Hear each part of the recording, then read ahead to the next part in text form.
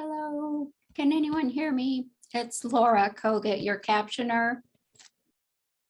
Can you Yes. hear me? I need to retrieve the link to set up captioning. And you can either send that to me or you can make me host for just a second and I'll retrieve it myself. Okay, we'll get that fixed for you. Thank you. Okay, thank you. Laura, you should already be host. You're co-host already. Okay.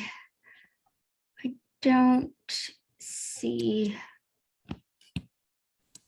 I don't see the CC, maybe because we're sharing screen.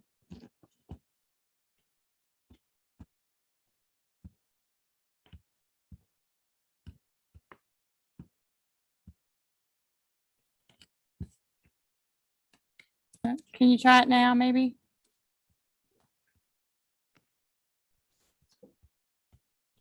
Okay, I am not. I don't, do you see the CC at the bottom? I do not see anything where I can get to that. I don't see it either.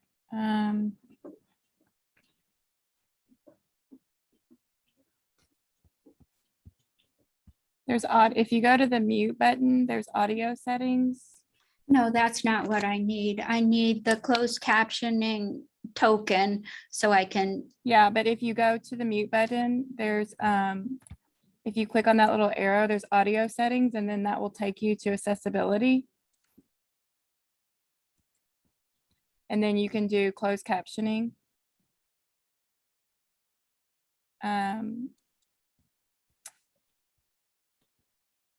you see that? I am there, but I don't see where I get my link. That I don't know.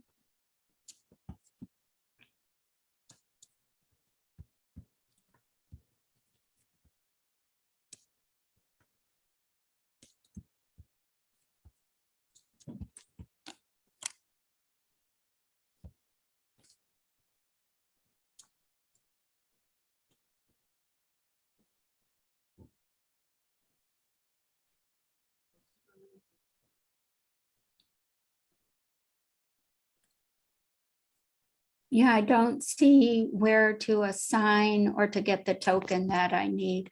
I think if we could stop share screen for just a moment, that might be where the holdup is. Will that interfere with anything that you're doing? There we go. I made you full host, so it might give you more ability. Okay.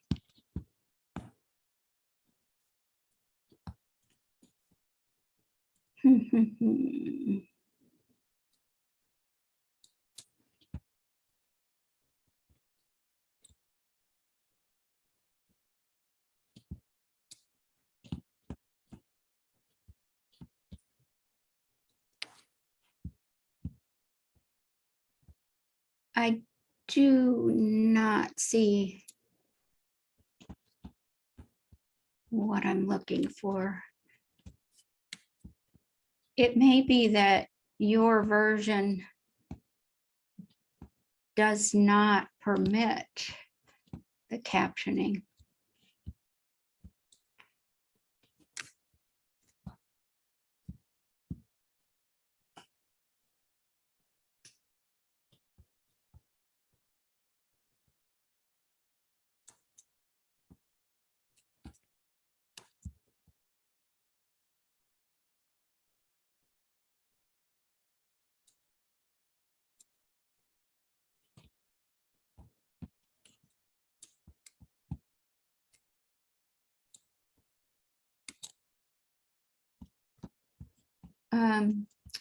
Well, I have prepared a captioning link that is outside of the Zoom. I can put that in the chat for those that need it, but it will not then be coordinated to the Zoom meeting.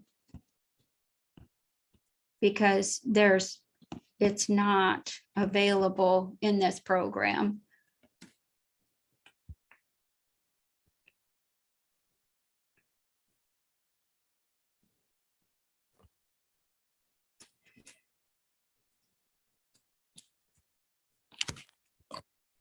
Laura, hi, it's Amy. Neil, how are you? Hey, I'm well, Amy. How are you? Good. Hi, Anita, and I see Dr. Cummings Smith up there too. So listen, we are so sorry. Our team has just been scrambling, and I don't mean that we've waited to the last minute. I mean, this is technology. We found out our Zoom license is out, right? And so we have borrowed from one of the other agency partners here, and they thinking they maybe don't have that feature, or we are just having trouble right now locating it. You know, we'll keep working on it, but you know, we always plan for this. So we apologize and thank you for your patience. Oh, it's no problem at all. I'll put the link for captions in the chat, and so that those that need it will have it. And it just won't be integrated into the Zoom like we typically do. Okay.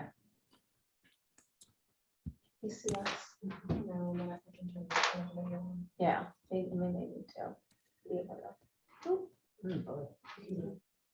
No, they didn't too.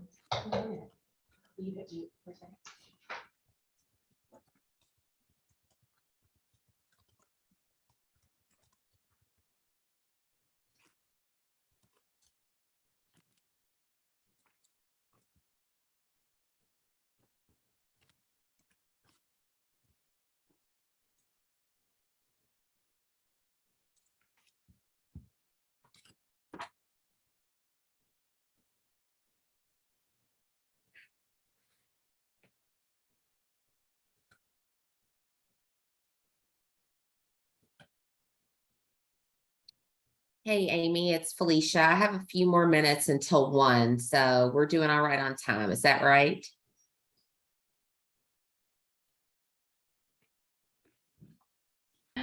Yes, and I just saw your message. Do you need me to call you? I'm all good. Thank you. Okay.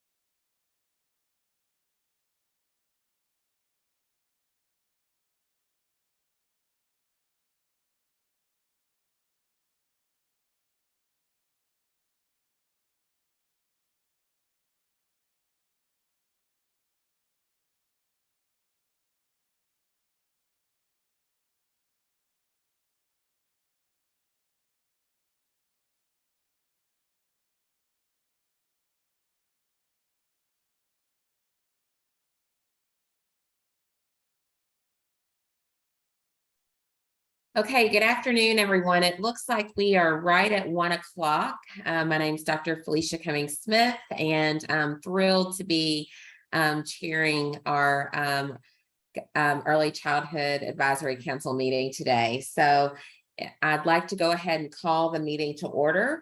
And as we do that, if you are able, I wanted to start out with a little connection that you can put in the chat. What is bringing you joy today around the work that you've accomplished this week? If you would just take a minute and just pop something into the chat, that would be great. I think it's important for us to always find joy in the work that we're doing. And so I'd encourage you, just use a minute to pop something into the chat. What's bringing you joy around the work that you're doing this week?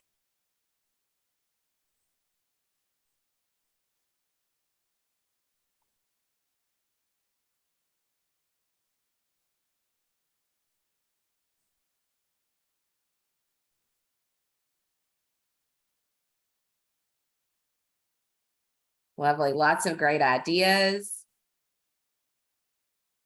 Wonderful.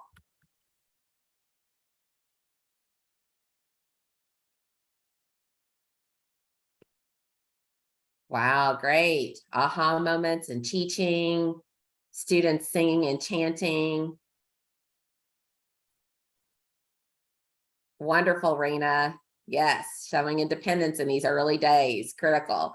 Okay, so we're going to go ahead and go to our next slide and just have an overview of our agenda. Everyone should have received the agenda and a couple of other items for follow-up. So just as a quick reminder, here's our agenda for today. I'm looking forward to hearing many of the partner updates and the strategic plan updates. And I know that I need to pause for just a moment and have our staff take roll call. So we'll do that now. Right, when I say your name, if you'll please let me know you are here. Miss Amy Smith. Here. Andrea Day. Here. Anita Dowd. Here. Beth Morton. Here. Brittany Howell. I am here. Dee Dee Cummings. Dr. Amy Hood. Hello, I'm here. Dr. Annette Bridges. Here. Dr. Connie White. I'm here. Dr. Felicia Cummings Smith. Here. Dr. Jason Gilbert.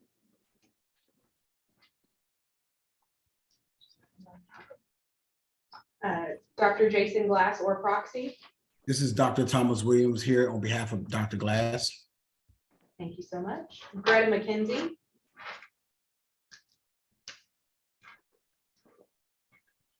Tim Fithian. I'm here. Lynn Baker. Here. Paula Goff. Here. Representative Banta. Here. Rena Gratz. Good afternoon, here. Scotty Collier. Here. Secretary Eric Friedlander or proxy. Secretary Jamie Link or proxy. Senator Danny Carroll. Tracy Stenwell. I'm here. Thank you. Travis Burton. And Twyla Burdette. I'm here. Thank you so much. Thank you. So I think, I'm always reminded of the amazing people that are on this committee and council and the amazing work that you all are doing. And I'm really excited to be a part of today's discussion. We're going to go ahead and get to our next slide, please, of our approval of the minutes. So if we could, I'd like to call for a motion for approval of the June 2022 minutes. I'll make a motion. Scotty Collier. Thank you, Scotty. Is there? Brittany Howe, will second. Thank you, Brittany. All in favor? Aye. Aye. Aye. Aye. Any nay? Okay, the minutes are approved. And I'm excited at this time to turn it over to Amy for our Executive Director's update. Okay, hi, everyone. It is so good to see you all. This is the first time, lots of smiling faces. It's going to be hard not to smile. This is the first time that we've done this all together as a staff, so it's a little clunky. So, but I will tell you all, I'm so happy to be here because in June I was so sick the last time we were together, and I was just kind of hobbling along. So I'm going to try to keep this quick, but I'm telling you all, we've got so much great work going on. I'm not going to shortchange it either. But we do have a guest from Alaska, and she can only give us a short amount of time. So I do want to keep it on track. So first, as far as staffing, right next to me is our new admin, and her name is Stacy Wallace. And guess who has brought on another rock star on this team? She's amazing, bright, smart, and just fits like a glove. And so we're really excited to have Stacy. And I just wanted to take a minute to thank former Deputy Secretary Mary Pat Regan. She recently was appointed to the Kentucky Public Service Commission. And I am telling you, she has just been so amazing to this cabinet and to our team. And just thank you, Mary Pat Regan, for your support and leadership. And we miss you already. And so she's not far away though. And then just Beth Brindley is going to join October 1 as the new Deputy Secretary. So we certainly look forward to that. And we'll have her join as soon as she gets a minute to catch her breath. Boards and commissions, we had 5 reappointments. And then our new chair, Dr. Felicia Cummings Smith, as you all know, but Amy Smith, Greta McKenzie, Twyla Burdette, Beth Morton, and Connie White. And then again, Felicia for until June 2026. So again, thank you all for your leadership. That's a long process, y'all. I'm not going to fib on that one. That's a long process, but we thank you all for your leadership. This time for the executive director report, I'm going to do a little bit of a different spin on it. But a couple highlights I'll give you. I mentioned in June about fiscal mapping, and I just want to give you a little bit more information. Kentucky has been provided another opportunity to do fiscal mapping. You may recall in 2019 with the Federal Preschool Development Grant, Kentucky did its very first birth to 5 fiscal map. And this time we are able to do this with funding from some national groups, and the Children's Funding Project will work with us. Now, what's really great about this is that we're going to refresh our birth to 5 map and connect it from cradle to career. So more to come on that. We've already had conversations with Dr. Glass. We've had conversations with Amanda Ellis with the Commonwealth Education Continuum. So more to come on that. You all likely have heard about the Early Childhood Task Force. Actually, Senator Carroll, and I don't know if he's joined, but he's actually chairing the task force.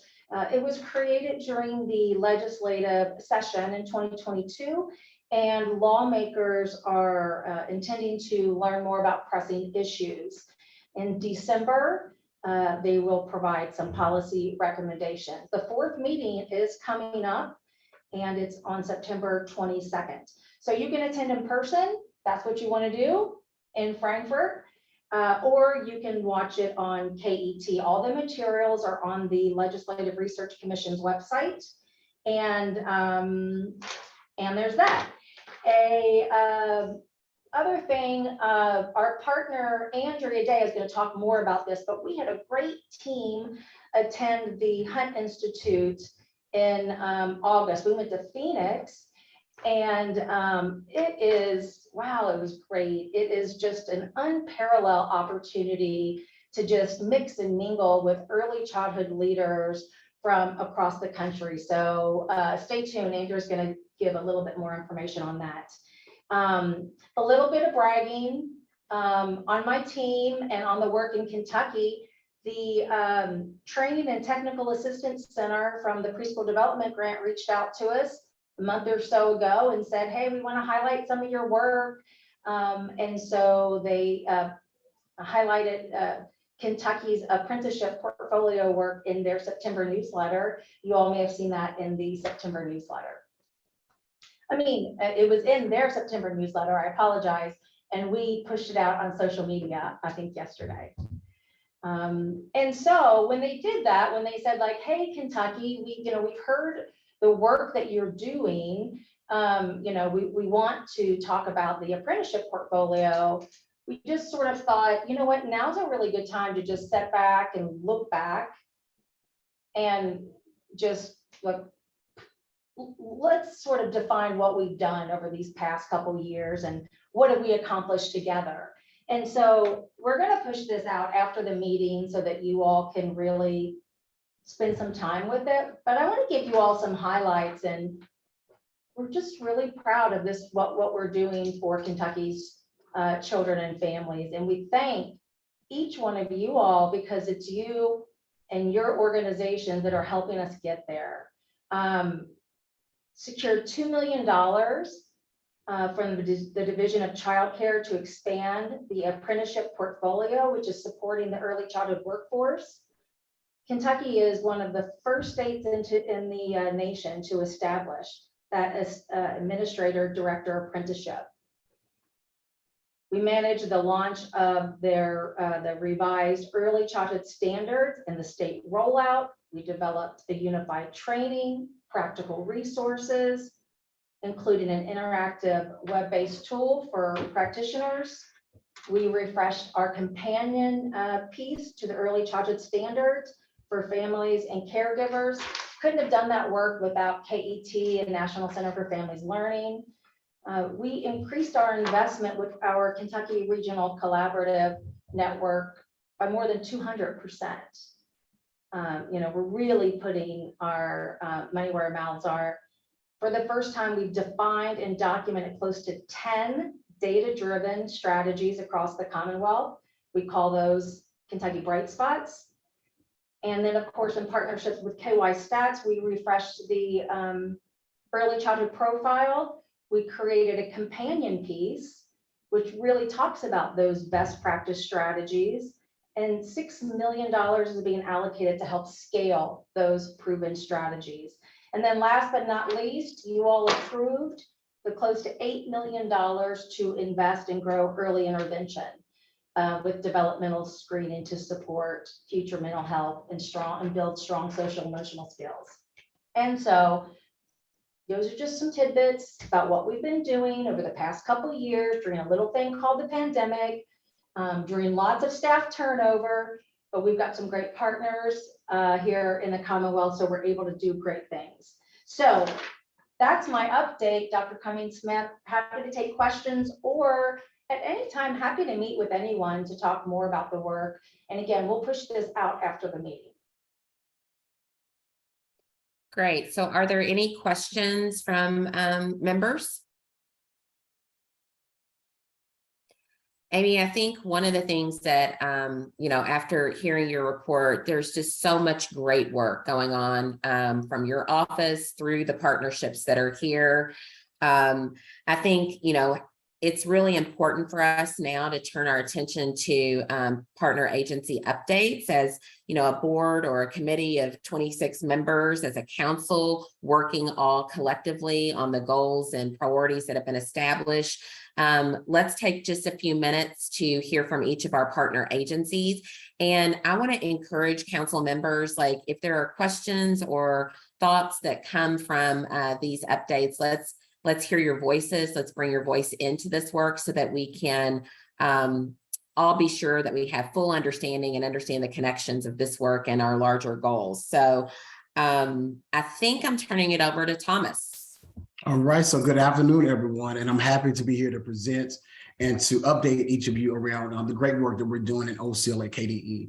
So the first thing that I want to update the group on is our child outcome summary. So the child outcome summary, which we call COS, is a process used to collect preschool outcome data. So we're collecting that data for all eligible preschool students in our state-funded preschool program. We're also going to use that information for federal reporting. So districts have and will continue to receive free training from our regional training centers. If they would like, to receive training, they can definitely contact their regional training centers to be scheduled. The next thing that we're very, very happy to update us on is our American Rescue Plan in regards to early learning. We're continuing to use these funds to support families, schools, and teachers as we continue to navigate through COVID-19. So I remember last time I brought to the group, I spoke around the teacher leader community, which we are very excited and engaged in. So the ARTP team has developed an early learning teacher leader community to support teacher leaders across the Commonwealth. And so again, this group is a professional learning community that comes together throughout the state to share practices and so, to also build community with one another. So today we have 78 preschool teachers who have signed up for this work. So again, we're very, very excited that we are able to pull together our teachers to build community with one another. Next is our PBIS work. So with the support of ARP funding, we're able to maintain our PBIS coaches with the RTCs. Currently, we have 22 districts that have signed up, which we're really great to hear. And we're continuing to explore and add on new districts. As we speak, we have people right now or our consultants right now in the field that are doing exploration meetings in order to see if we can bring additional districts on. Our Science of Reading for Early Learning, that's also under our ARP funding. This is a professional learning in the areas of early literacy. And when I tell you all, I had an opportunity to sit in on this training here, it is definitely one that I strongly encourage. It takes you back to the basis of reading. And so with this, videos will be provided to develop short lessons on how to implement early learning strategies. And again, it takes you back, it took me back to my undergraduate years in regards to reading and going back and digging into the components of reading. So very excited to see their work and to see where it goes. If you have any questions around any of the ARP work, early learning ARP work, or if you wish to be a part of the trainings, you can email arpel@education.ky.gov. And I'll also put it in the chat, but I'll say it again. It is arpel@education.ky.gov. So that concludes our updates. And so I will open it up for any questions.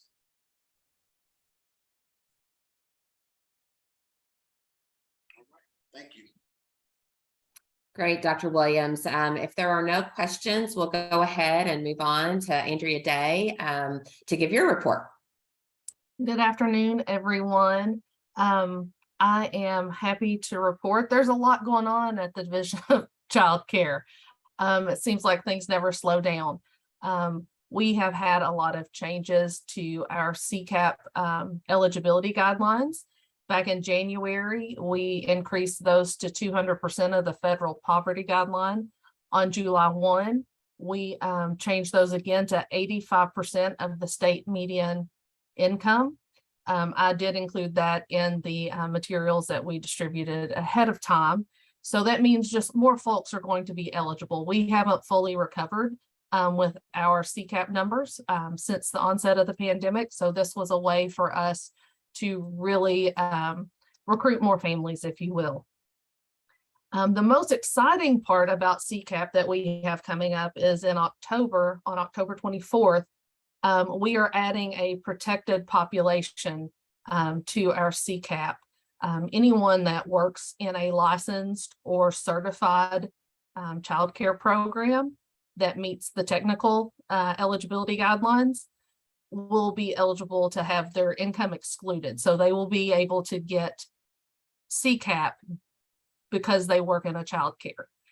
This is a benefit not only to the employee, but providers as well. It's a benefit that is offered that does not cost our providers any additional funding. And as many of you know, a lot of our providers are struggling finding staff because they can make more in other industries, and there's a lot of closed classrooms. So we're hoping that this will be a strong recruitment and retention tool for our early childhood workforce.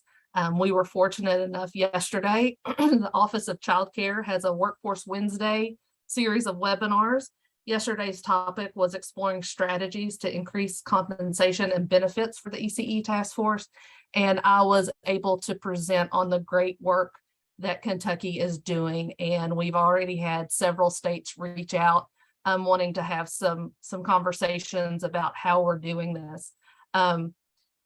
So there will be more to come on that to see how successful it is. And we're hoping that it'll be a great success and that our providers will reap the benefits of that. House Bill 499 that was passed during the last legislative session, the employee childcare partnership program. We do have a draft together. It's going through internal review and will be out to the public hopefully soon, to where we can start soliciting some comments and really finalizing what that process will look like.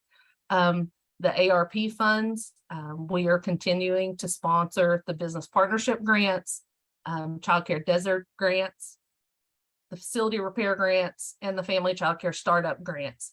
In the information that we shared with you guys, we also have the scholarship program to anyone who works in a childcare setting, at least 20 hours a week, that they can receive scholarships to earn a certificate, credential, or any higher education degree.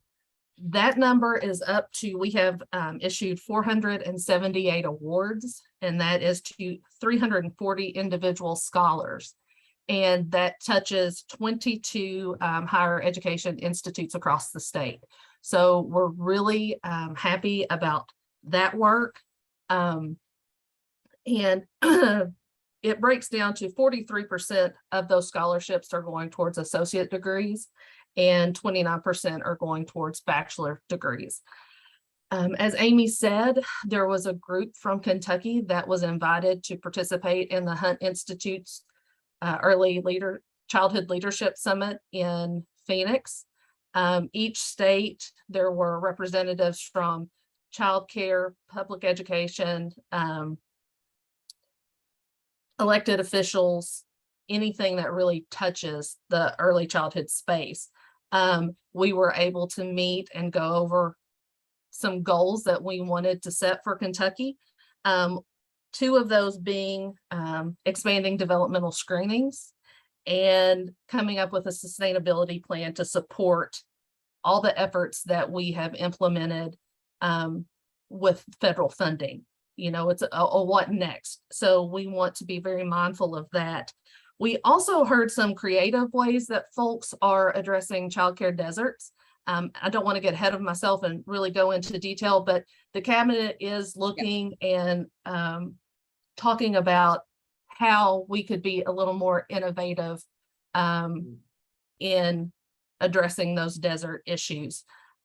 So like I said, there is a lot going on in childcare, but I'm willing to answer any questions that anyone might have at this point. Great, thank you, Andrea. Okay, seeing none, we'll go right on into Lynn and to give us a brief update, please. So in my report, I had shared that we were waiting to hear on the Head Start collaboration grant. And while we haven't received the official notification letter, we did find out today that the funds have been allocated. So that's a little bit of an update on what I actually submitted. We do know that those funds are there. So that's great news. The first iteration of our family guides, we distributed 10,000 copies between the June Early Childhood Institute and out to Head Start and Early Head Start agencies that requested them. We are currently working, as you all may or may not know, we've had a cabinet merger. And so we are currently working on what that can look like for our next distribution as far as printing and getting those out. So we are working behind the scenes diligently on a distribution plan, and we have collected surveys as to how many people would like how many thus far. And so that's an ongoing process. So watch your emails for some surveys coming if you haven't gotten one, or if you represent an agency that might be using the family guides and haven't gotten one. I am attending the National Head Start Association Leadership Conference. We're leaving Sunday. Brenda Hagan from our office will be sitting on a panel to discuss the apprenticeship portfolio, and she and I will also be attending a Q&A session following that, coming up in DC this next week. Our early childhood standards were released, and we have worked in the office to print copies and distribute those. The online is definitely the way to go if you're utilizing the early childhood standards. However, some people we know still want that paper. So we're supplying that to lots of agencies across the state. And then the full utilization agreement memorandum of understanding is due today. And so we're following up with our partners at KDE to make sure that that's all running smoothly across the state for our preschool and our Head Start folks. And I believe that's all I have. Great. Thank you, Lynn. Any questions of Lynn at this moment? Okay, hearing none. Paula, if you could share a few highlights from Part C early intervention, please. Uh-oh, you're on mute. That always happens. You'd think I would learn by now. As we move forward with this coming year, fall is always a busy time for us in the Part C world, as we are gearing up and getting all of our data in line and running reports that will go into our state performance plan report that's due in February. So we've been looking at lots of data and cleaning lots of data. We do have a couple of things regarding our state systemic improvement plan that we've got kicked off. One is our retention and recruitment work group to help us tackle some of, what can we do and what, how can we make our workforce be vibrant and stay in the Part C system. Of course, everybody's answer is money, but that's a much more complicated issue than I think some of the others. As we look at where we are provider wise, we continue to have shortages in particular specialties, such as physical therapy. We also tend to have a real problem with being able to retain our service coordinators. And again, a lot of that is related to the amount of pay that they get within their agencies. And so we're looking at ways we can address that and maybe have some way to supplement their funding or help them get to a higher level. Because once you're trained as a service coordinator, it's very detailed, it's a lot of information, and we don't want to lose those good people that have already been trained.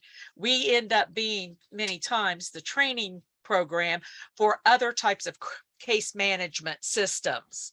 And so they leave from early intervention to go work with older groups, different groups where they're paying better for case management.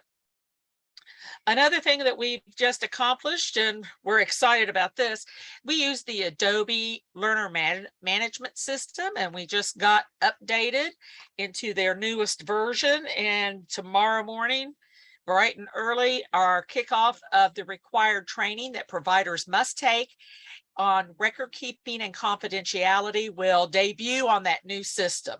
So we're hoping for a few glitches and lots of people being able to get their training taken care of and it all be recorded with no problem. Staff have worked really hard to convert the library we have of our trainings over into the new system and then get this one up and going as our first one. It is a contractual requirement as well as a federal law that the people working in the early intervention system must be updated on and trained on record keeping and confidentiality. So we're hoping, keep your fingers crossed, we get few phone calls tomorrow. And just one last thing, since we met in June, our early intervention providers were given a one-time payment for their dedication and work during the COVID pandemic. These were part of our American Rescue Plan funds. And so each provider who worked during that time period got a minimum of $1,800 per provider to help cover their costs that they had incurred in personal protection, equipment, their online systems that they ended up, having to access when we were doing exclusively telehealth, and for their loss of revenue in terms of not seeing as many children. So we're really happy that we could provide that to them. We wish it could have been more, but they were all very, very grateful with that recognition of their efforts to make sure children with disabilities got their services.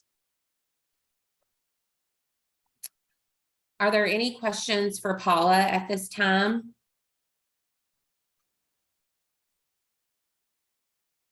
Okay, thanks to all of our partner agencies for the comprehensive reports and sharing of the highlights. This is how we get our work accomplished together. And, it is designed in this way for us to be able to all be working on some shared goals and priorities. So on the next slide, I'd like to just really ground us again in all of our original goals of the work that we're doing collaboratively. And this is just, many of you are always constantly keeping these goals at the forefront of your thinking, but as we continue to think about our independent parts that are the work that we do on a day-to-day basis, it's important to continue to keep us, grounded in these goals. So on the next slide, you'll see some of the priorities from our 5-year strategic plan. And as you heard Amy mentioned earlier, in 2019, we had the fiscal mapping occur, and really that guided the work of the strategic plan. And this is, a systematic way of moving through and identifying priorities and goals, as you know, because you've been engaged in this process over time. So we're going to continuously provide, short-term and long-term progress updates around these priorities. And so the next part of our meeting time is really to focus in and zero in on some of the goals and within each of the priorities as we move forward. So I'm going to turn it over now, Amy, to you, and you can set us up for the next part of our conversation. Okay, thank you so much, Dr. Cummings-Smith. And all I'm going to do is, in just one second, turn it over to Iris Matthews with the Stellar Group. We're going to jump into priority 1, which is around unification and accountability. And we're really excited to have the opportunity to work with Iris again. She was with us during the preschool development grant. She's going to talk about developmental screening. She's going to talk about purposeful play just a little bit. But I also wanted to just be fully transparent with the advisory council to just let you all know about some of the partnerships that are underway. We're going to be working again with National Center for Families Learning because there's really no other organization around the country doing this type of work. They bring so much value, they bring so much context, and they really just bring the best of learning and implementation in this space. And so I just really want it to be very upfront and transparent about these beginning conversations. And, as this work moves forward, we'll share more. So Iris, the floor is yours, because I know you've got to take off. So Iris. Awesome. Well, thank you so much, Amy and Dr. Cummings-Smith. It's really great to be back and getting to work with this incredible group again. And I'm really looking forward to digging into this project around developmental screening and developmental health. It's something my firm, the Stellar Group, is really passionate about. We love early childhood systems building, but we've really spent a lot of time over the last several years at that intersection of the early childhood education and developmental health, because as you all know, the research really just shows how essential developmental health is for early learning to occur. So we've been a part of standing up a Help Me Grow system in Alaska over the last 6 years, and watching the national network grow by leaps and bounds during that time. We were also fortunate to be part of this 12-state 5-year project to improve developmental health through developmental screening initiatives. So we've had this great opportunity to see and learn from lots of other states about how they approach developmental screening and partnering with families and family leadership development and the types of local activities, partnerships with their QRS systems, and then kind of some of the data that comes out of that. So we're hoping to draw from all of that on this project. And really our work is to get a plan in place, but a really well-informed plan. So the very first thing we're going to be doing is producing a kind of a snapshot report on the developmental screening landscape in Kentucky. So looking at, what have you tried in the past 10 years? What are the lessons learned? What will tell us if we're making progress, because we know how important being data-driven is to all of you. So, what are the data and indicators that will speak to the gaps and opportunities for developmental screening and developmental health promotion in Kentucky? And I mean, at the end of the day, we really just don't want to reinvent the wheel here. So we want to take this opportunity in this development of the snapshot to really shine a light on what's working well and learn from the efforts in the past. We know there's a lot of champions and a lot of projects that are already underway. And I think Amy mentioned like purposeful play. So these might be really low-hanging fruit opportunities, things that are in the community that we want to make sure we're capturing in this early research. What's already working, what are people doing, and where might the governor's office want to invest as it moves forward in promoting developmental health and developmental screening initiatives. So we'll be conducting some key informant interviews with probably some of you will be on our list. We're going to be looking at Medicaid billing practices and seeing how those relate to provider practices around developmental screening, looking at the current data infrastructure. We're going to leverage the Kentucky Regional Collaborative Network to conduct a survey of providers who conduct developmental, to kind of figure out who's conducting developmental screenings, what tools they're using. Definitely we'll be providing some incentives for that. And all with the idea of just getting to this snapshot phase and then really leveraging that snapshot to create a plan and an implementation plan to sort of guide actions over the next few years with the purpose of increasing access to developmental screening in Kentucky. We really want that plan to be aligned with your existing plans, the early childhood strategic plan and all the priorities in there. I mean, we see lots of opportunities for that, but to make sure that through this process, we're being really collaborative. We do hope to have or plan to have an advisory group that will sort of, check in on the research, make sure we're talking to the right people, help us sort of make sense of the local context, and ensure that we've got alignment all the way through the process as we're bringing information together, and then using that same group to help really develop this plan. And we'll be working in close partnership with Amy and her team all the way through this.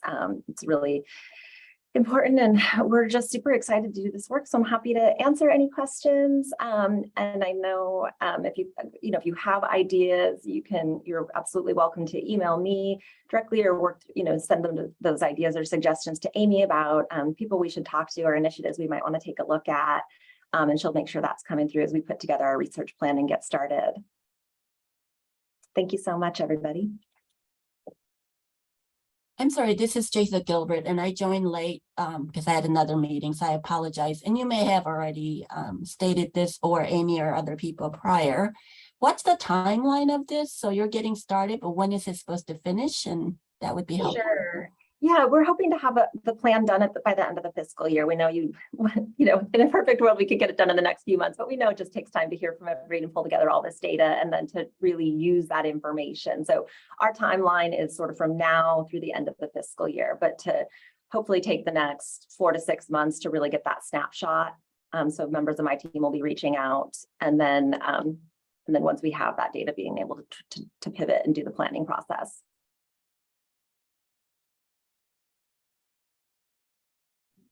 Great. Are there any other questions?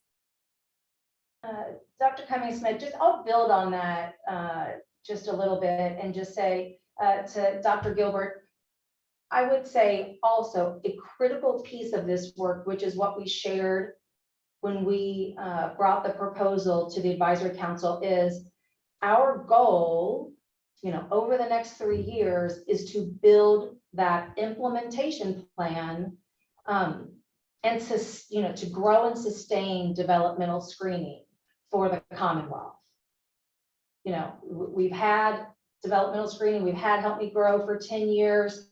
We want to really tie this up in a pretty bow, if you will, right? We don't want to walk away from this project and it not be completed. So I hope that helps.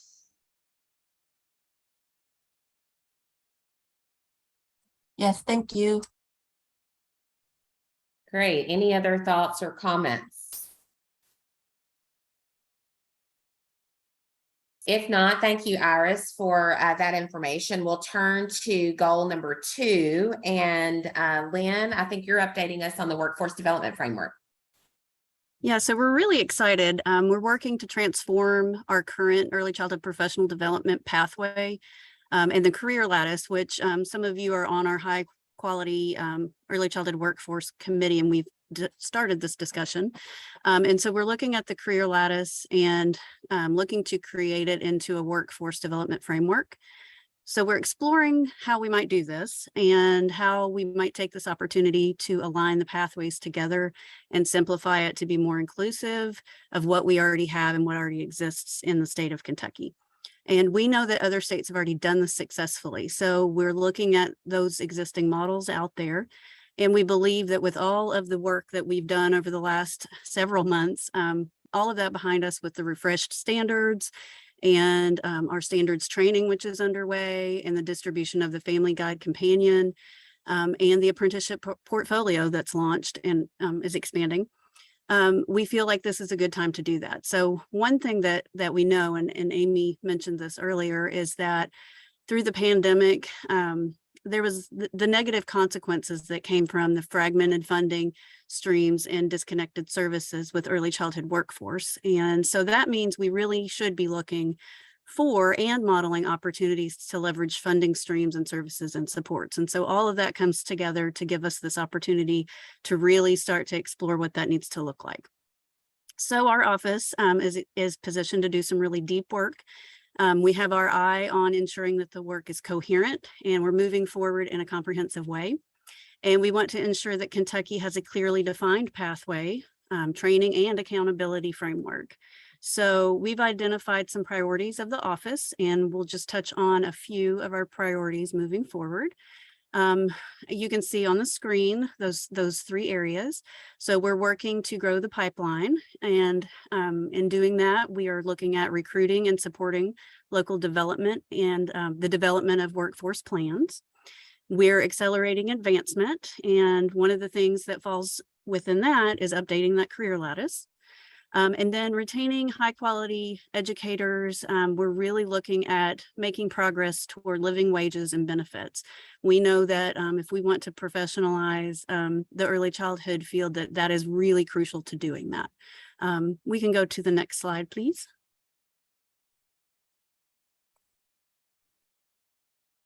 And so on our screen on the left, we have our current career lattice, and on the right, we have the model that is from the National Association for the Education of Young Children. It aligns all of the various pathways for the profession into 3 categories: the early childhood educator 1, 2, and 3. And the primary benefit of this model is to promote professionalism across the early childhood field. And one of the stories that I like to share, Calvonia Radford with the Division of Child Care tells a story that when she began in the workforce, she was a nurse, and the head of that nursing section that she was part of explained that some of you might be a registered nurse and some of you might be a licensed practitioner nurse, but to me, you're all nurses. And so we really are looking at that mindset of a teacher is a teacher is a teacher, no matter if you have a CDA, an associate's degree, a bachelor's, a master's, a doctorate. If you're in the classroom, you're a teacher. So looking at that, we're also looking at state examples that exist. And Florida is an example of a state that we're looking at, and they have organized their career pathway from a former tier structure to a foundation and then 3 additional categories that are very similar to the Early Childhood Educator 1, 2, and 3 of the National Association for the Education of Young Children. And so with that, we've connected with Florida, we've begun some conversations with them, and we're going to be looking at other states as well. One other thing that Florida has done that's really exciting is that they've launched the new infant toddler specialization program. And so with that comes financial incentive programs for advancing through their career pathway levels. And so we have lots of examples out there that we're looking at. Our committees are coming together in a unified approach with all of our partners to talk about that and to look at our career lattice and look at the things that work and look at the things that need to be changed. So that unified work, again, we're going to look at the career lattice for what works, what needs to go. We're going to review national and other state models for what works and what has proven successful. And we're going to define strategies for developing 3 categories or levels that are inclusive of all of Kentucky's existing pathways. And then we're going to develop some strategies for establishing buy-in, because we know how important that is across the early childhood field to really understand what professionalism looks like across the board. So in addition to professionalizing the field and supporting the workforce through exploring strategies for establishing a living wage and benefits for everyone is something that needs to be a priority for Kentucky. And so to support professionalism across the field and to increase buy-in the entire early care and education workforce, there has to be a priority to create an atmosphere of professionalism, and it can only be done through elevating the pathways that lead to the workforce and supporting that through living wages and benefits. So lots of things that we're looking at and working on and appreciate and need everyone's expertise here on the advisory council, as well as our task force and committee structures. So that was a lot of information, a lot of exciting things coming down the pike next. And just let me know if you have any questions, or Amy, if you need to jump in and add anything to that.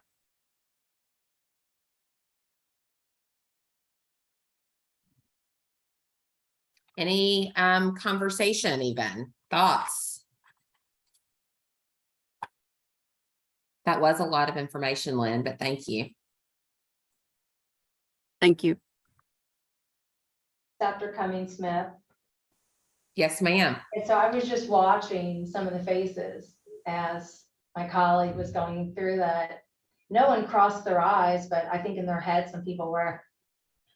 And I just wonder, you know, you've done this work for such a long time, and I mean, this is not going to be easy, right? And I, you know, as we spoke with some of the folks from Florida yesterday, that's, you know, that's what we know, that's what we heard. And so I just wonder, you know, like what comes to your mind is, as you think about this work, or, you know, any advice you have as we move forward, just thinking about the pandemic, just thinking, I don't know if you have if anything comes to mind for you.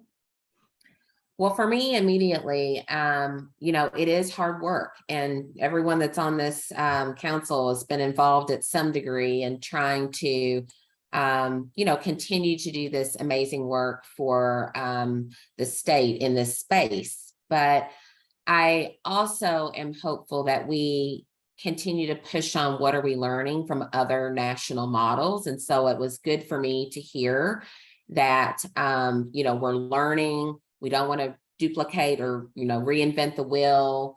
I think learning from exemplars and what makes those states exemplars. We know that we wouldn't want to copy, cut, and paste, because that's not what is best for, you know, our context and for Kentucky.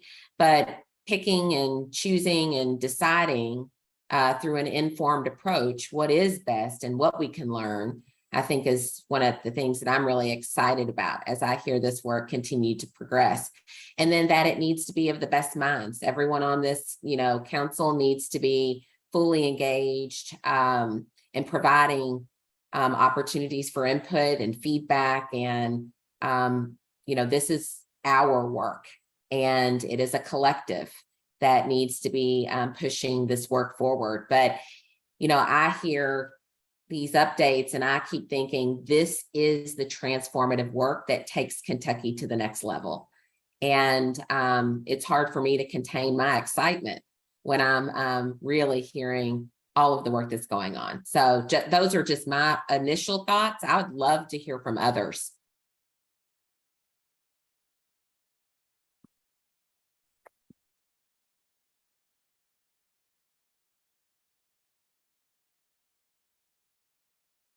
Don't make me, because I will call on you. This is Jason again. At the committee, I kind of alluded to this, but we want it to be unified, so we are one voice as far as the profession. So that way it carries a lot more weight and you can, you know, sort of travel the same path. But within that, though, because we're so diverse in so many different settings and so many different outlets, not just in the experience and how you get to it, but who we represent and who are we serving. And I think that diversity is needed. So it's really going to be difficult, but I think it really does say we need to keep that in mind and still have unified direction and high quality, but to be able to still represent the needs of all of the different sectors that we are representing, so that everybody, nobody gets left out in terms of moving the children forward in their learning and development, and having the buy-in from all of the adults that cross their path. So I think it's a huge challenge. It's exciting, but I think we can do it. So I'm hopeful and I'm excited. Thank you, Jasa. Excellent points. Anyone else? I'm just going to jump in for just a second and just sort of reiterate what Jae-Suk said about the unification. So everything that we have worked on over the last several years, that has been our goal. We want voices from every single representative of the early childhood world. So that is really our goal in everything that we do, and it will be continuing on with this as well. And I think somebody else had their hand up. I think Rena.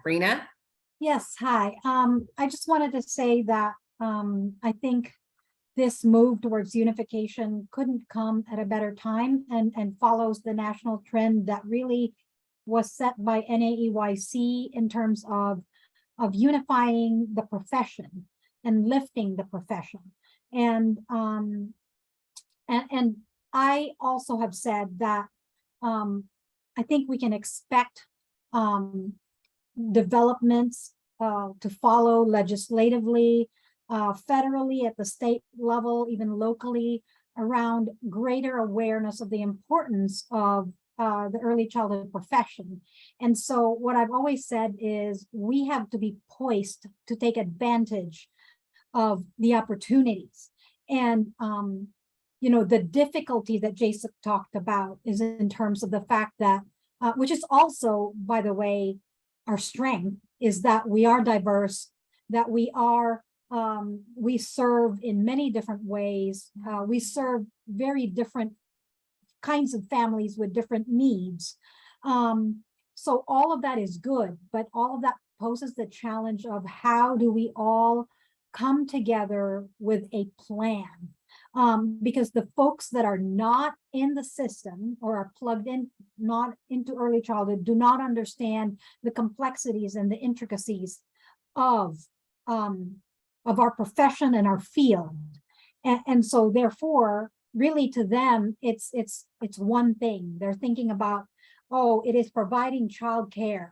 You know, that's what this profession is. And they don't understand the complexities. And it is up to us to present not just a better and a more comprehensive understanding of our profession and the work that we do, but really to present a plan, a coherent plan, because who better to come up with that coherent plan than the very people in the trenches who are experiencing the needs and who understand the emerging trends, and you know, who can think of creative and different ways to move forward. And so it's really important that we exert that leadership and that we come together. It's going to take all of us to come together, because we want to be poised to take advantage of opportunities that are already coming and will continue to come, or else we could really miss the resources and the opportunities on behalf of the kids and the families we serve.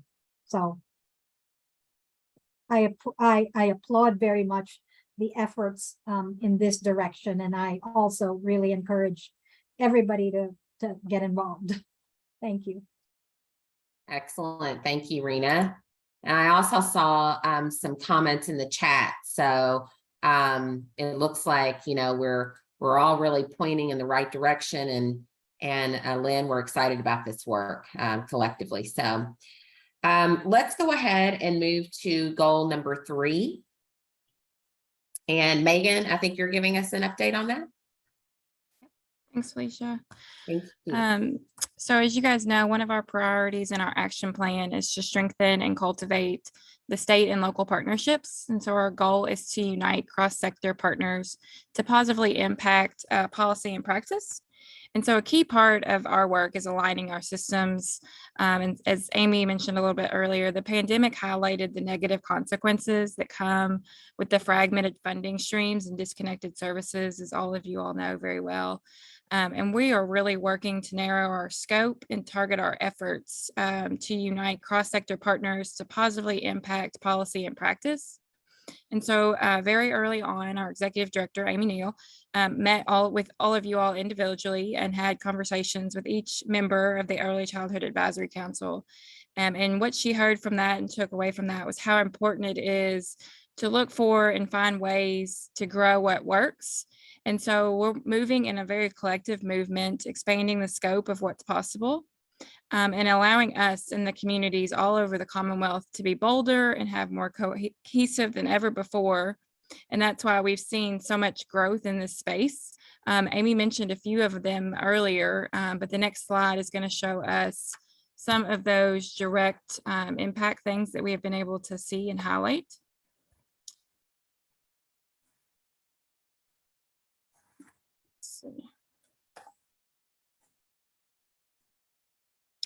And so as you can see, here are some examples of how we're doing that. And we're positioned to do that deep down work to ensure the work is coherent and we're moving forward in a very comprehensive way. So you guys can see that we've added more active collaboratives. We've increased our investment by 200%, as Amy mentioned earlier. We've really defined and documented those Kentucky bright spots, which lead to better data, which leads, of course, to more impact and innovation amongst our Commonwealth. And we're moving towards more defined strategies, as you guys recall, with the new RFA grant that you all voted on in the fall to have it more targeted and simplified and concise, and continuous improvement and accountability is all, of course, in that. And so we're really excited about this work. And we've asked some of our council members and key stakeholders to provide some examples of Kentucky bright spots and best practices to help bring others along and bring a shared understanding of the work. And so I think that I'm going to hand it over to Ms. Amy Smith first.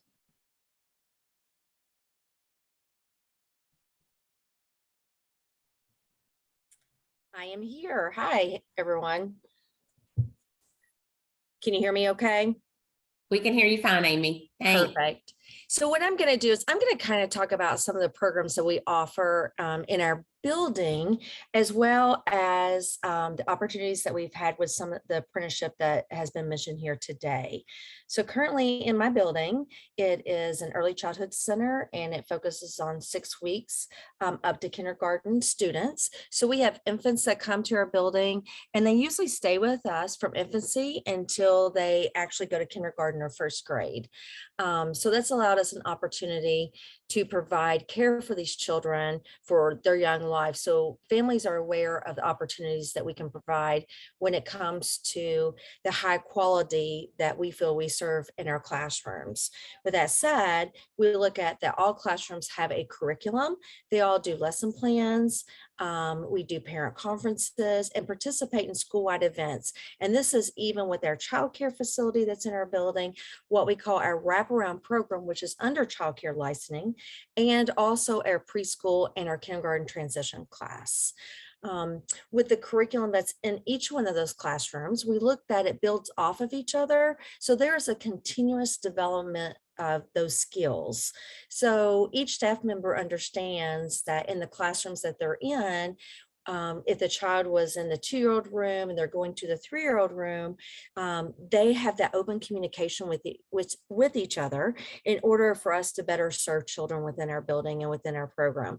And also when they go from the 3-year-old room, which is in another wing, the birth to 3 is on another wing in our building, over to the preschool and the school level side, we also continuously have the open communication. So we know what our students were doing when they were in that 3-year-old classroom and what we're seeing them progress while they're in that preschool classroom. When we look at how do I maintain my staff and what I can offer them as a program, because every staff person in my building is hired under the county school system, they are employees of the county school system.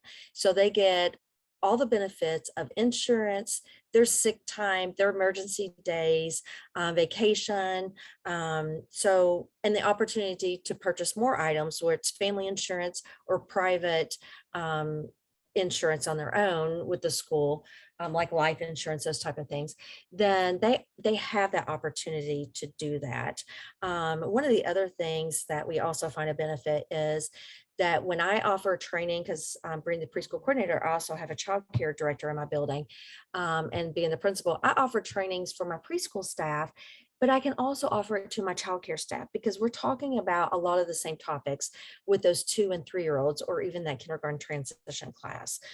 So it's a good opportunity for us to have common trainings together, so we can share information and collaborate at the same time. What do I see that the impact is for this?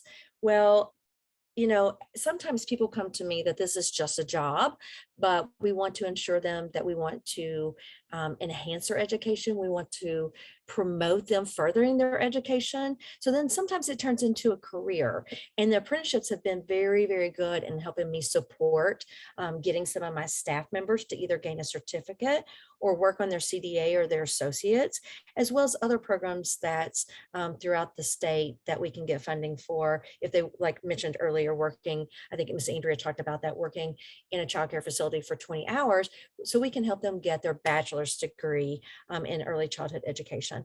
So then it becomes more of a job, a career versus the job.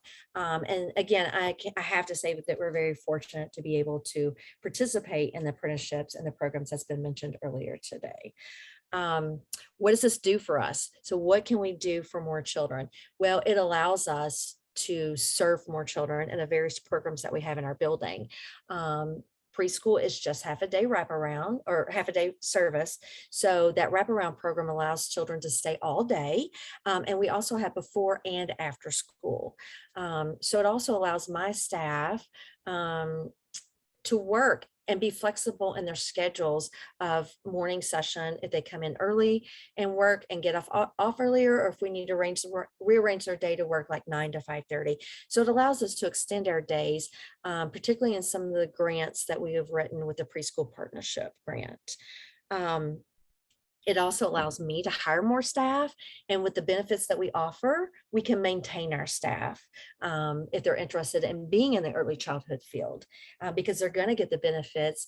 And if they go to other jobs in other settings, they may not get even a retirement. And I didn't mention that because it's one of the most important things to me is having a retirement. They also are part of the CERS retirement. Unless they're certified, then it's teacher retirement. This also leads to better collaboration and communication between everyone in my building. Currently, I have almost 60 employees, including high school students that come in the mornings and in the afternoon. So it's almost like we're trying to prepare them for work. And do they have interest in childcare? So we can help promote that and get them to a career that's going to lead into early childhood. And then what do I feel how this makes stronger transition? I think because we can provide so many opportunities for our families as well as our staff, that it increases the opportunities that they are able to access, because there's other programs in the community that we're a part of. Parents as Teachers is a part of our program. We are part of the Early Childhood Council. So there's a lot of things that we can bring to the table for every child in my building, because I work with 6 weeks in kindergarten age. And it's been a great opportunity to continue to grow our program, but also collaborate with other programs in the state that are also looking at these opportunities.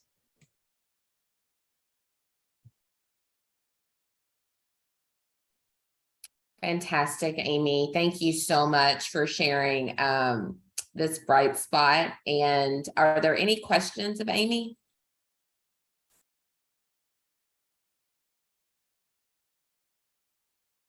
Dr. Williams. Yeah, I have more of a just a comment, and just to say kudos to Amy and staff for all the great work that you all are doing. Just sitting here and listening to everything that you were saying, it just made my heart smile. So continue doing great work. And just know that I'm very excited about the great things you all are doing. Thank you very much. I appreciate that. You're welcome.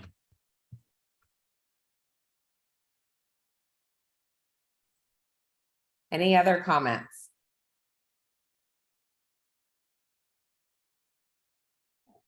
Okay, then I think we're going to move to Twyla. Are you next to share? Yes, I am. Can you hear me okay? Yes, we can. Great. Okay. I've been asked to share a little bit about a recent testimony that I gave before the early childhood workforce folks there in Frankfurt, and kind of to spotlight our program as a best practice and how we came about, and how we do what we do here in Rockcastle County. I am the director of Rockcastle Hospital Child Development Center in a very rural area of Mount Vernon, Kentucky. We have around 825 employees. That's full-time, part-time, and PRN folks. For those of you that do not know, Rockcastle is home to one of the largest ventilator unit facilities in the United States, especially in this part of the United States. So we have about 133 vent beds, and we have about 30 acute and ICU beds. So we have a small rural hospital, but we have a lot of those ventilator folks that are upstairs that are from several different states. So we are a regional hospital. So as you can imagine, a lot of our staff come from surrounding counties. I think today, I was sitting here trying to figure out, we have 5 different counties represented at our center today of children and staff that are here. So not all of our folks are local folks. So kind of to share a little bit about how we came about as a child care center for employees. Back in 2007, I believe, is when it got started by employee satisfaction surveys. And in 2008, that's when we opened our doors in December, right before the beginning of 2009. We used to be still on campus, but in a house that was remodeled about 4 years ago. They built on and added ventilator beds and a new cafeteria, a new office space, a new classroom for our ventilator children that go to class here on site. And they built us a new facility, which is where we're at currently. And so that kind of tells you a little bit about where we came from and where we're at now. We've pretty much already outgrown our current space. Well, we have outgrown our current space, but you make do, I guess. So Amy wanted me to share a little bit about why we are a best practice, so to speak. So we were generated because we started losing a lot of folks, especially folks that traveled from out of our county into Rockcastle to come to work, and mostly around in our ventilator unit, our long-term care area, our doctor's offices, our emergency room. And they decided to formulate us, so to speak, as a recruitment and a retention tool. We were kind of a trial run to see if we worked, and luckily, almost 14 years later, we are still here. So we have worked, and we've had our shares of struggles like everyone else has, especially with staffing. As you know, childcare is regulated a lot. It's hard to keep staff that are motivated and to do all those types of things. A lot of the recent monies have helped with that. But our organization as a whole has never technically put a price tag on us. We lose money every year as a department within the hospital, but they see us as more valuable than that. So I think we lost an average of $75,000 over the last couple of years, each budget year. And if you know, I think it's actually maybe 1.5, but it's for sure at least 1 times your year's salary if you lose an employee to try to replace that. So $75,000 when you're talking about, you know, your janitorial folks, your nurses, you know, a lot of those respiratory therapists, a lot of the support staff, the hospital kind of values us in a different way, and they don't put a monetary value on us, which we are thankful for. And so we are blessed with that. So we opened our doors. We're licensed for 86 children now. Our average is around 62 kids a day.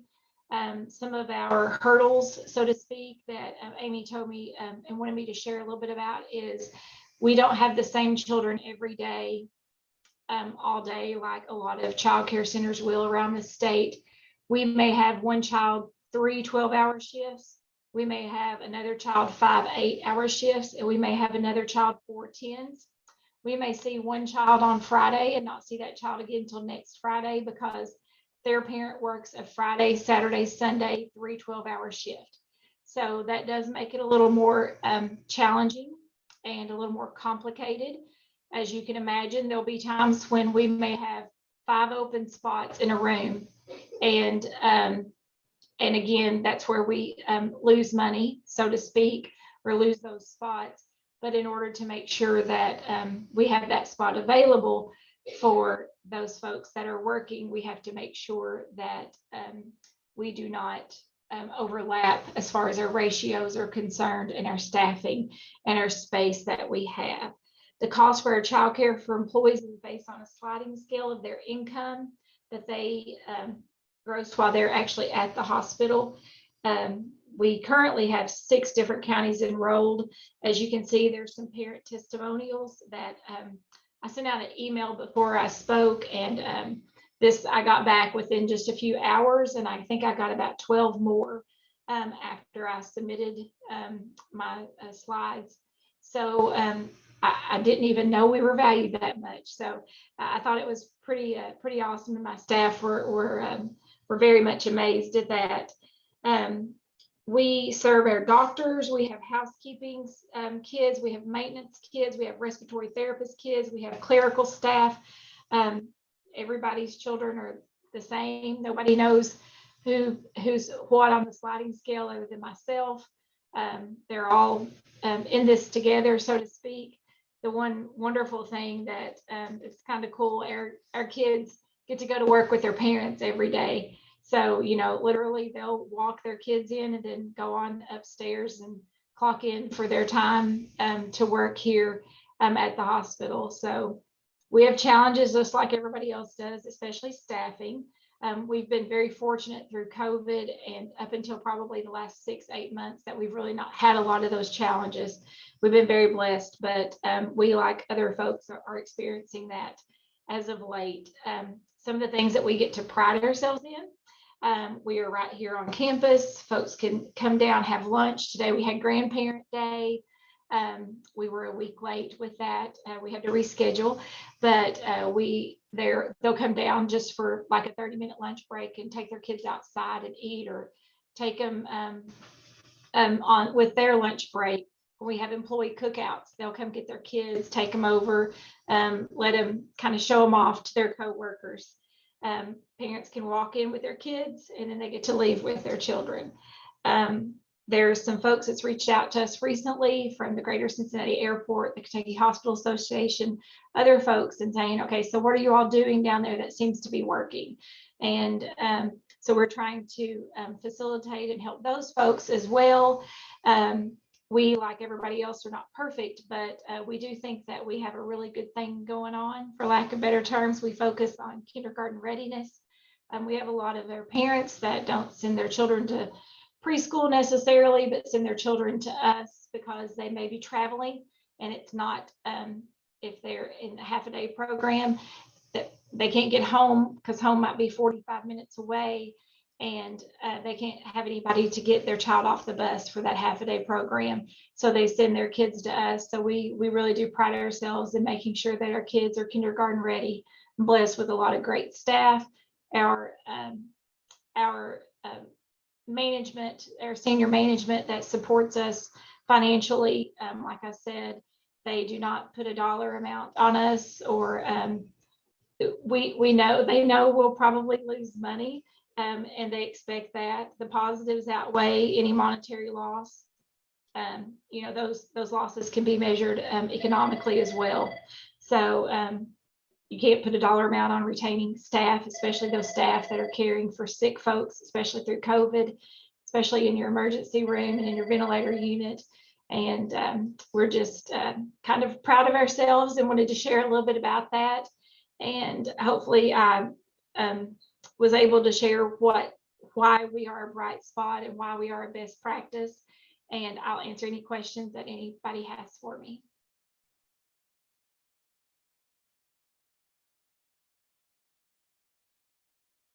Great. Are there any questions? Oh, Jason, please. Sorry, Twyla, because when I see the testimonials, I see parents talking about, serving their children with special needs here. So it could be, if it's health risk because you're at the hospital, I think you have a lot of the resources. If it's other kinds of developmental delays, because like you said, they can't go to preschool due to scheduling because they can't be there for the bus drop off. What is your staff like qualifications, and do you, if it is the licensing regulation that you follow, do you provide extra trainings that gets at those special needs, or how do you deal with that?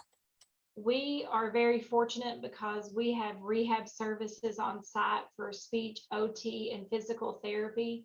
And they literally will come see our children here, as well as walk them over to the other building next door. First steps, of course. And we try to take a collaborative approach.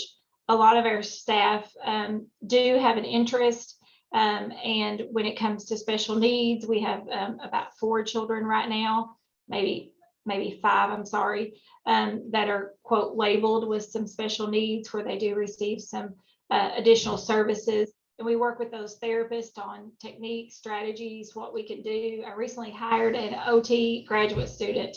And I knew it was a short time hire, but she's already, we're already benefiting from her. So we're trying to make sure, because as other folks on the panel knows, a lot of our children right now, especially our older 1s and 2s and 3s are developmentally struggling, and we're trying to help catch those folks up.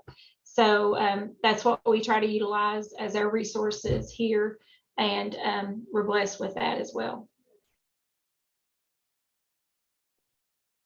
Thank you, Twyla. Yes, this is so amazing. I see a couple comments in the chat. Connie, do you want to bring your voice into the conversation? Well, I used to deliver babies, so I would pass them off to Twyla after the 5-minute APGAR back when I was an OB doctor. But no, I just love the fact that you brought all of these things together to make this work for your community. Since it is one of the biggest employers in your county, that's important for the county's economics. And Rockcastle County, like many of our Eastern Kentucky counties, can take all the economic help they can get. This is just marvelous. It makes me smile. Thank you for making me smile today. Well, good. Yay. I like it. And we're like I said, we're very blessed. And we've had several folks come check us out, and anybody's welcome. We'll give you a tour and share any resources that we have to help other places that want to create the same type of environment for their families and their communities. We need more of us, and I can learn from other folks too. We can always get better and provide.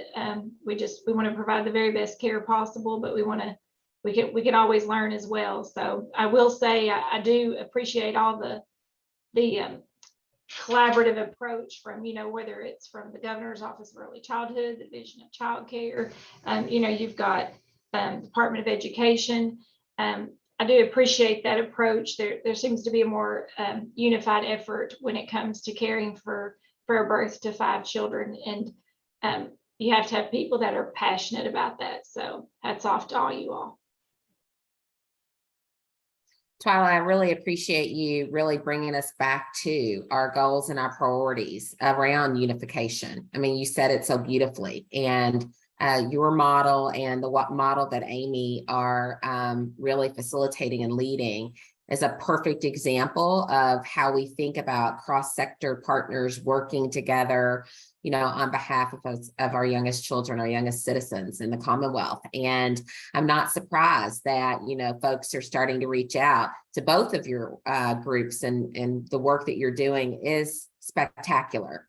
And so we want to continue to grow it. And that's a part of what we are charged to do, really, is lifting up these models and beginning to really set them forth so that we can call on more support for programmatic work like this.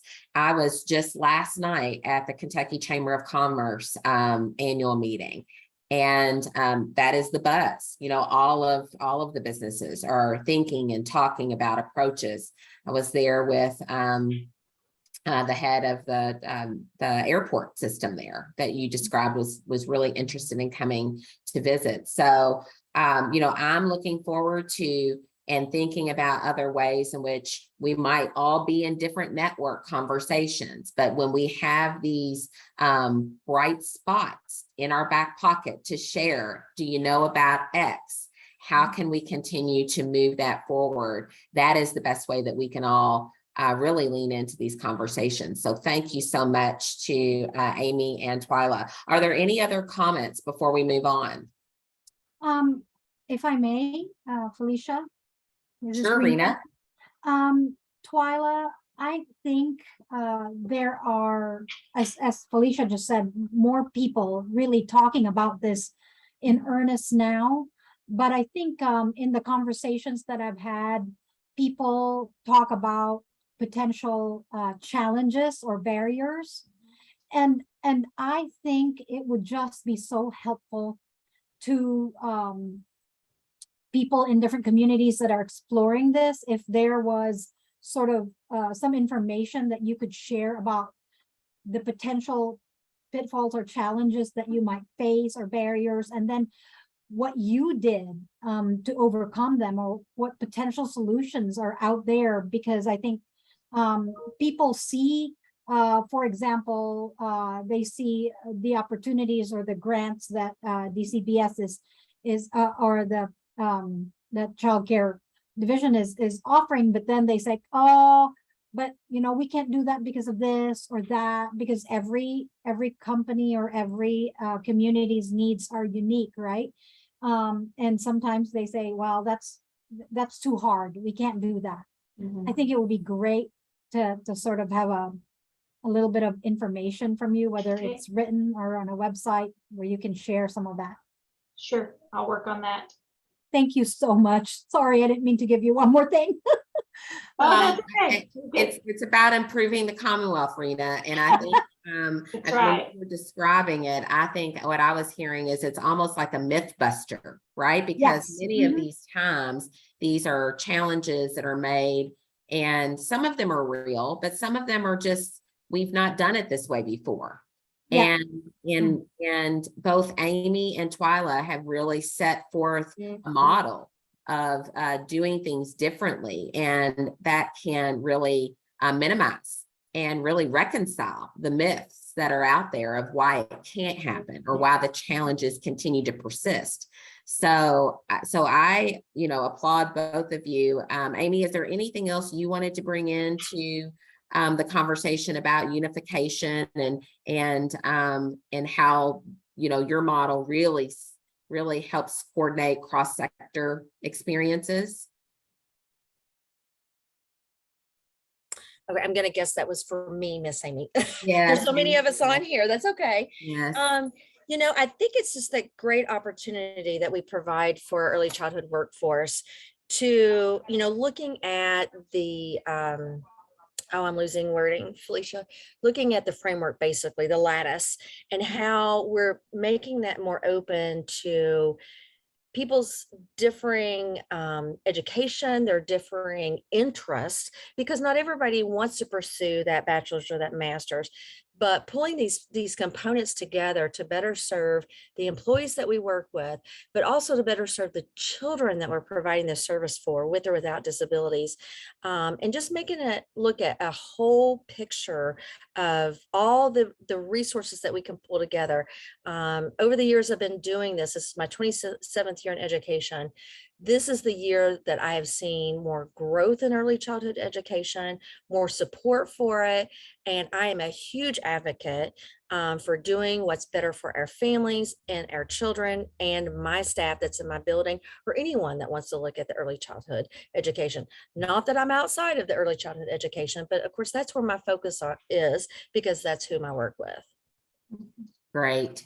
I would like to add, I do think that all the work that's been done behind the scenes to promote early childhood development within the state gives my staff and the folks around here a sense of pride in what they do and how they do it, and that they're just as important as the next teacher, whether that, and not to minimize anybody, but there's just a more sense of professionalism, and that what they do really matters. And if I can add something, Felicia, to that really quick, I do so believe that you're right. Knowing that they are as important as anyone, because they are some of the first year teachers, and giving them support that they need in order to serve the children that they're working with. I have told many people out in our community, many people at state level, legislation, it starts with them. If they don't buy in the importance of early childhood education with any individual that works from birth up, then it's hard for us to get people to buy in as people that promote these programs. Great.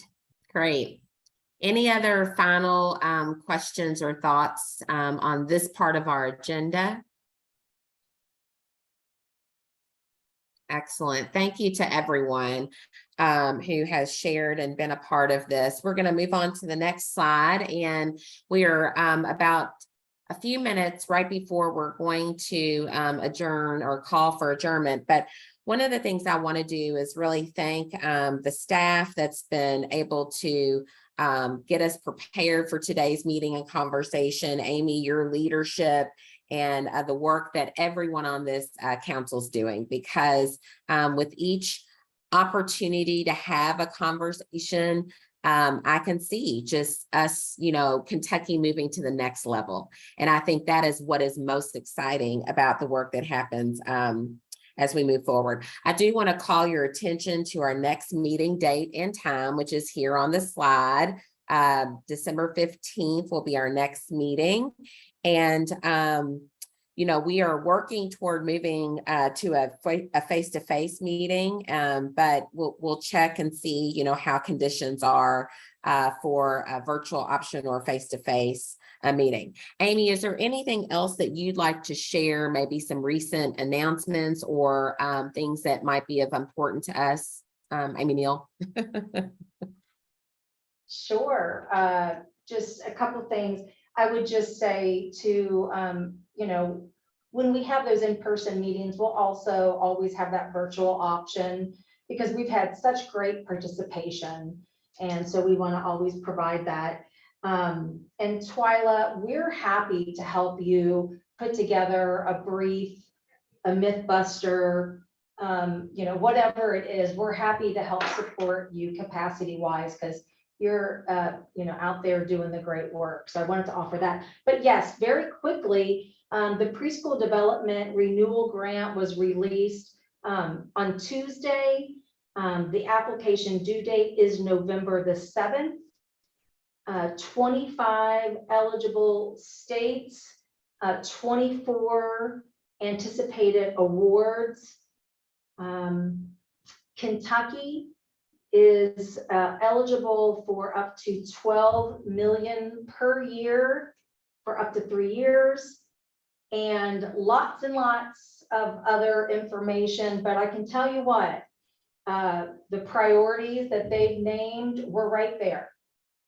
We're right in the thick of it. Workforce, integration, sustainability, coordination. So, this is going to be a heavy lift. It's a very short turnaround time. The application due date is November 7th, but if you back that out on when it's going to have to be due internally, it's very short turnaround time. But what we're going to do is just build out from the current work we're doing and continue to use data to drive our decision making. It'll take every single one of us to make this happen, and every voice will be important. So Dr. Cummings-Smith, that's all I have. Okay, wonderful. So Amy, I'm relying on you to keep us all up to speed and abreast of how things transpire with that. And with that, I saw a lot of love from folks in the chat. We are all doing some amazing work, and it is really exciting. And quite honestly, we should feel a little tired because of that, unless it's just me. With that said, I need a call for a motion to adjourn. I move to adjourn. Rena, thank you. Is there a second? This is Jay Sook. I second it. Jay Sook, thank you. All in favor? Aye. All right. Okay. Have a great rest of your afternoon, and thank you for being here. Bye.